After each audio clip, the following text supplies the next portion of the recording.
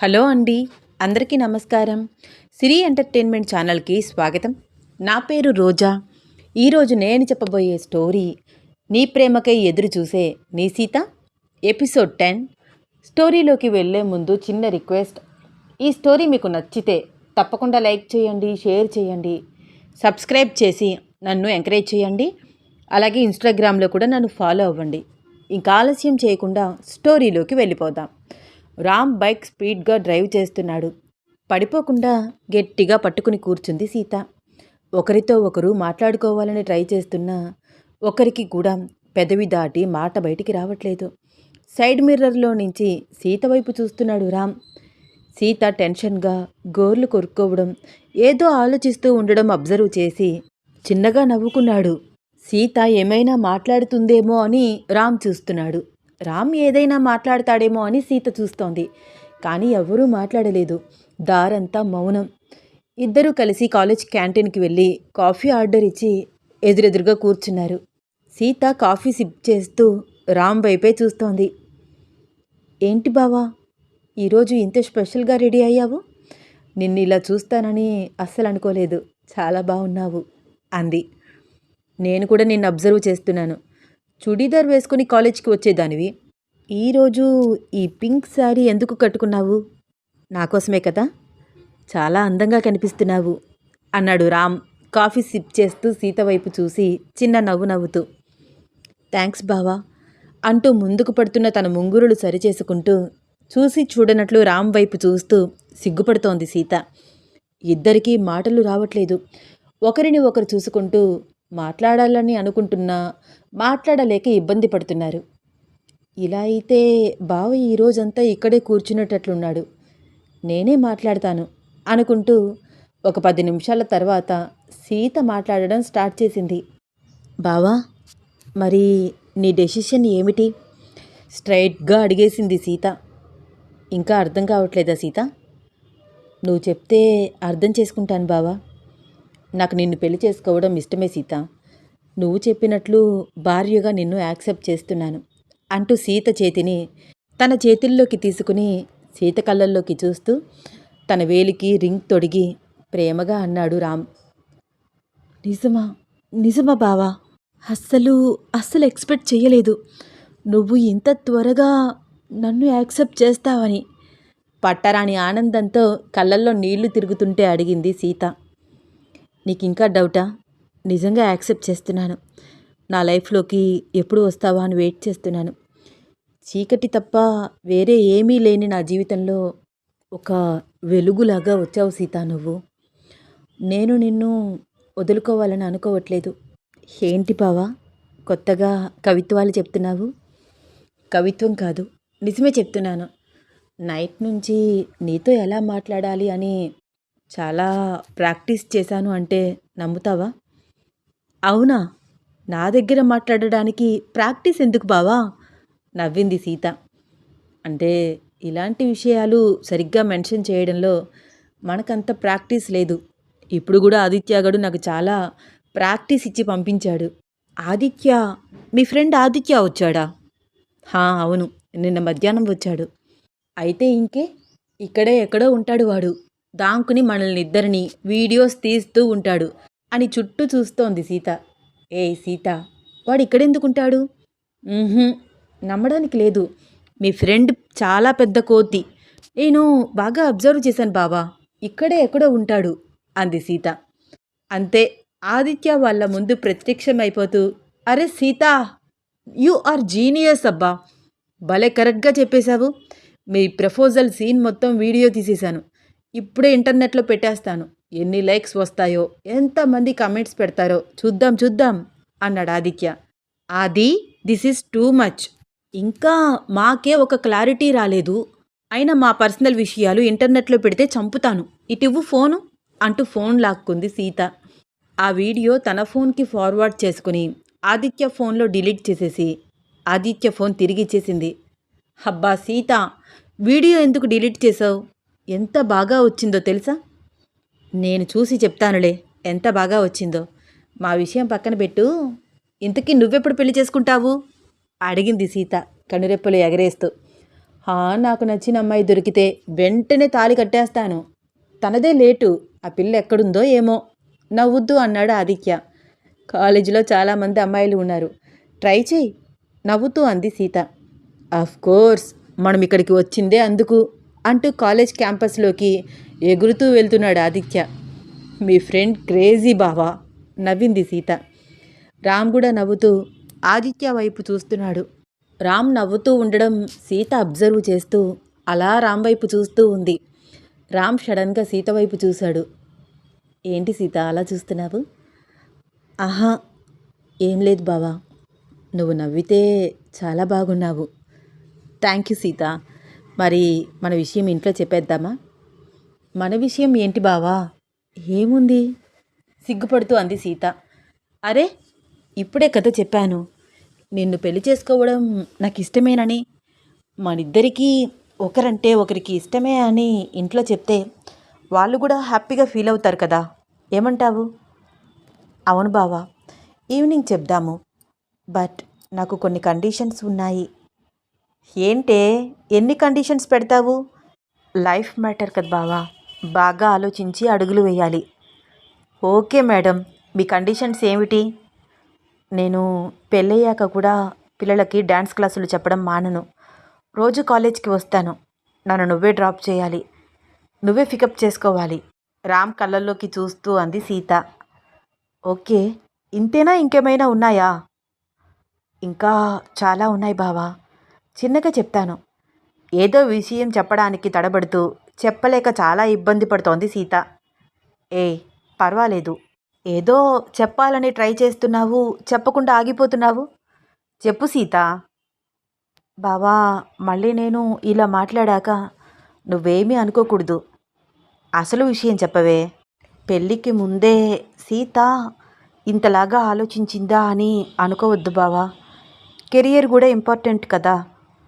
అరే, నువ్వేం ఆలోచించావో తెలిస్తే కదా నేను ఏమైనా అనుకోవడానికి. ముందు నీ మనసులో మాట చెప్పు. రామ్ ఎగ్జైట్మెంట్గా అడిగాడు. బావా, మన పెళ్ళయ్యాక ఒక 2 ఇయర్స్ వరకు నాకు పిల్లలు వద్దు బావా. ఎందుకంటే నేను స్టేట్ లెవెల్లో కూచిపూడి నృత్య ప్రదర్శన ఇవ్వడానికి డ్యాన్స్ ప్రాక్టీస్ చేస్తున్నాను. ఒకవేళ వెంటనే ప్రెగ్నెన్సీ వస్తే చాలా జాగ్రత్తగా ఉండాలి కదా. పైగా ఇన్ని రోజులు నేను చేసిన ప్రాక్టీస్ మొత్తం వేస్ట్ అయిపోతుంది.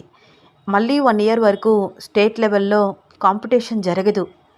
అందుకనే మనం వెంటనే ఏం ప్లాన్ చేయొద్దు అంది సీత చాలా సిగ్గుపడుతూ తలదించుకుని ఆ టేబుల్పై ఏవేవో అక్షరాలు దిద్దుతూ. ఓకే సీత, ఓకే, నువ్వు నర్వస్ ఫీల్ అవ్వకు, నో అబ్జెక్షన్ నవ్వుతూ అన్నాడు రామ్. ఇంకేమైనా ఉన్నాయా? తన వైపు డౌట్గా చూస్తూ అడిగాడు. మన ఇద్దరికీ ఏమైనా గొడవ జరిగితే మన ప్రాబ్లమ్స్ మనమే సాల్వ్ చేసుకోవాలి బావా. మన మధ్యలోకి మూడో వ్యక్తి రాకూడదు. ఆ అవకాశం మనం అస్సలు ఇవ్వకూడదు. నువ్వు అలా చేస్తే నేను అస్సలు ఊరుకోను. Okay, no problem. ఏ ప్రాబ్లం వచ్చినా నేను నీతోనే మాట్లాడతాను, నీతోనే ఆర్గ్యూ చేస్తాను, ఇంకొకరిని ఇన్వాల్వ్ చేయను. ఓకేనా? నాకెప్పుడు ఏది కావాలన్నా కొనివ్వాలి. ఎందుకు ఏమిటి అని క్వశ్చన్స్ వేయకూడదు, విసిగించకూడదు. ఒసేయ్, నేను అసలు అలా క్వశ్చన్స్ వేస్తానా?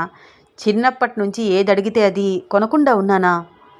పెళ్ళయ్యాక చాలామంది మారిపోతారట బావా. అందుకనే ముందుగా మరొకసారి చెప్తున్నాను.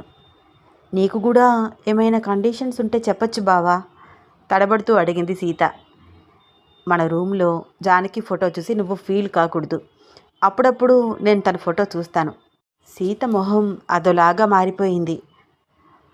1 నిమిషం తర్వాత తేరుకుని, అలాగే బావా, కానీ అస్తమానం తననే చూస్తూ ఉంటే మాత్రం నేను ఊరుకోను.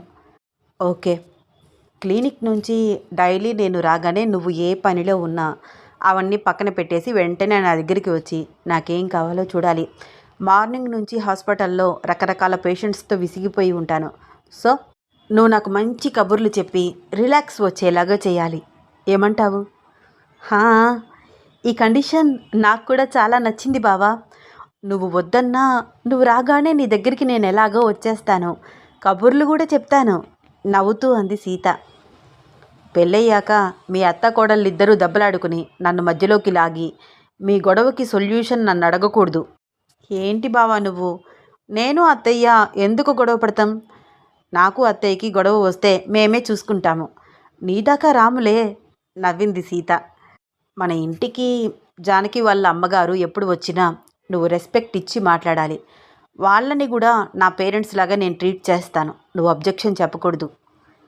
ఓకే బావా, కానీ ఆవిడ నిన్ను తిడితే మాత్రం నేను అస్సలు ఊరుకోలేను. పెద్దవాళ్ళు తిట్టినప్పుడు పిల్లలు కూడా నిదానంగా ఉండడం తప్పు కాదులే సీత. అయినా నువ్వు ఆవిడ విషయంలో ఇన్వాల్వ్ అవ్వకుండా ఉండడం మంచిది. సీత ఒక్క నిమిషం ఆలోచిస్తూ అలా ఉండిపోయింది. ఇంతేనా బావా, ఇంకేమైనా ఉన్నాయా? సీత, పెళ్ళైన వెంటనే ఫిజికల్గా దగ్గర అవ్వడానికి నాకు కొంచెం టైం పట్టచ్చు. మెంటల్గా నన్ను నేను ప్రిపేర్ చేసుకోవాలి కదా. నువ్వు అర్థం చేసుకుంటావు అనుకుంటున్నాను. రామ్ సీత ఫేస్ ఫీలింగ్స్ని బాగా అబ్జర్వ్ చేస్తూ కొంచెం తడబడుతూ చెప్పాడు. ఏంటి బావా నువ్వు మరీ ఇంత ఓపెన్గా మాట్లాడుతున్నావు? నేను నిన్ను అలాంటి విషయాలలో ఫోర్స్ చేస్తానా? సిగ్గుపడుతూ అంది. ఇందుట్లో సిగ్గుపడాల్సిందేమీ లేదు సీత. హ్యూమన్ ఫీలింగ్స్ ఇవన్నీ చాలా న్యాచురల్. ఒక డాక్టర్గా నాకు అవన్నీ తెలుసు.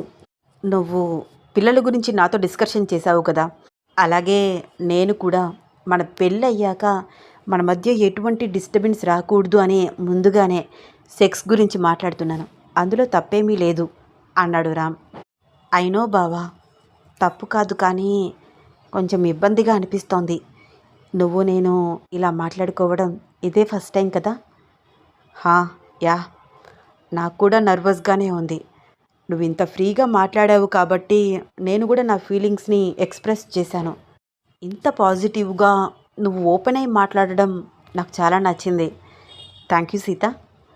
థ్యాంక్స్ ఎందుకు బావా, ఒకరి ఫీలింగ్స్ని మరొకరు షేర్ చేసుకున్నాం అంతే కదా. చిన్న నవ్వు నవ్వుతూ అంది సీత. బేరర్ బిల్ తీసుకువచ్చి ఇవ్వగానే రామ్ సీత ఒకేసారి ఆ బిల్ పేపర్ మీద చెయ్యి వేశారు. నేను కడతాను బావా, ఇది నా తరపున నీకు నేను ఇస్తున్న చిన్న ట్రీట్ అనుకో అంది సీత రామ్ చేతుల్లో నుంచి చిన్నగా తన చేతిని వెనక్కి లాక్కుంటూ. రామ్ చిన్న నవ్వు నవ్వుతూ, సీత నీ చేతులేమిటి అంత చల్లగా ఉన్నాయి? నీతో మాట్లాడుతున్నాను కదా బావా, చెమటలు పట్టేస్తున్నాయి. అవునా, నీకంత టెన్షన్గా అనిపిస్తుందా? అంటే చిన్నప్పటి నుంచి నేను ఈ సిచ్యువేషన్ గురించి వెయిట్ చేస్తున్నాను బావా. నువ్వు ఎలా రియాక్ట్ అవుతావా అని ఆలోచిస్తూ నైట్ అంతా సరిగ్గా నిద్ర పట్టలేదు తెలుసా. ఇప్పుడేమో ఇలా అంటూ తన చేతులు చూపించింది. రామ్ సీత మాటలకు అలాగే చూస్తున్నాడు. ఏంటి బావా అలా చూస్తున్నావు? ఏమీ లేదు సీత, చిన్నప్పటికీ ఇప్పటికీ నువ్వేమీ మారలేదు. నిన్న నీ ఆల్బమ్ చూశాను తెలుసా, భలే ముద్దుగా ఉన్నావు. నువ్వు నీ చిన్న చిన్న పిలకలు పరికిని పూల జడతో చిన్న చిన్న గాజులు వేసుకుని భలే ముద్దుగా ఉన్నావు. రామ్ కాంప్లిమెంట్ విని సీత నవ్వుతోంది.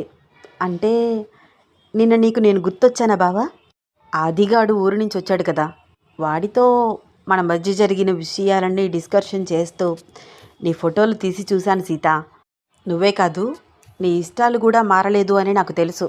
అందుకే కొని తీసుకువచ్చాను అంటూ Dairy Milk Silk 200 rupees chocolate ఒకటి సీత చేతిలో పెట్టాడు రామ్.